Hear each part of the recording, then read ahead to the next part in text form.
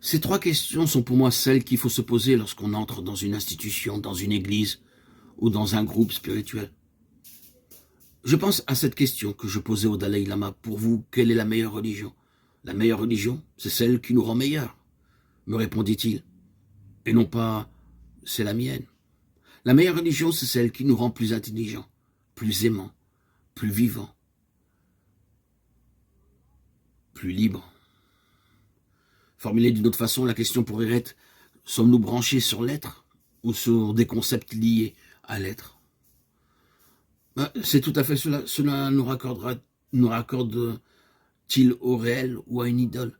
On pourrait dire que la secte, au sens négatif du terme, nous enferme dans l'idolâtrie conceptuelle, affective ou relationnelle. Si c'est une secte, au sens positif du terme, elle ne conduit pas à l'idole, à la soumission, à la dépendance, mais elle nous conduit à l'icône, c'est-à-dire que le regard n'est pas arrêté par ce qu'il voit, mais ouvert par ce qu'il voit. Mon intelligence est ouverte par l'enseignement qu'on me donne. Mon cœur est ouvert par la présence de la personne qui me communique cet enseignement et me rend capable de donner et d'aimer à ma façon. Un vrai maître spirituel ne veut pas faire des disciples, il veut faire d'autres maîtres. Là où je suis, je veux que vous soyez aussi, disait le Christ, qui n'a jamais voulu faire de nous des chrétiens. Ce qui est important, c'est que d'autres vivent à leur façon ce que le Christ a incarné, les qualités divines qu'il a manifestées. De même pour le Bouddha, réaliser ce que moi-même j'ai réalisé. Pour en revenir à une question plus sociologique concernant notre époque, ne peut-on pas dire que notre société tout entière, avec ses concepts de base et toute sa dogmatique, est elle-même une secte? Oui, c'est une secte en ce sens qu'il y a un consensus, une anthropologie, une façon de considérer l'être humain. Et l'on s'arrête à cela.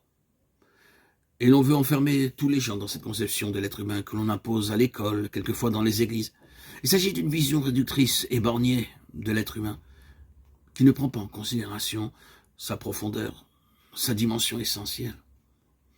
La puissance castratrice de notre société n'est pas d'ordre sexuel, mais d'ordre spirituel. Notre société est la secte de Procuste, ce brigand qui ajustait les passants à la longueur de son lit, étirant les petits et coupant les pieds des plus grands. Une société qui ne serait pas une secte accepterait dans son lit les petits et les grands, chacun ayant le droit d'avoir sa taille, comme il doit avoir le droit d'aimer, d'être intelligent à sa façon, de croire et de prier selon son inspiration. La secte de Procuste, c'est celle qui veut que tous obéissent à une certaine conception du monde, à une certaine représentation du réel, et qui impose sa vérité comme étant la vérité la seule, l'unique. Alors que l'un se plaît à s'épanouir, à fleurir dans le multiple. Nous sommes deux sectes d'églises et de religions différentes pour nous stimuler vers le bien, et non pour nous détruire les uns les autres. Basile de Césarée, un père de l'Église, nous rappelle que c'est la même eau fraîche et féconde qui tombe sur le champ, afin que fleurisse rouge le coquelicot, rose la rose, bleu le bleuet.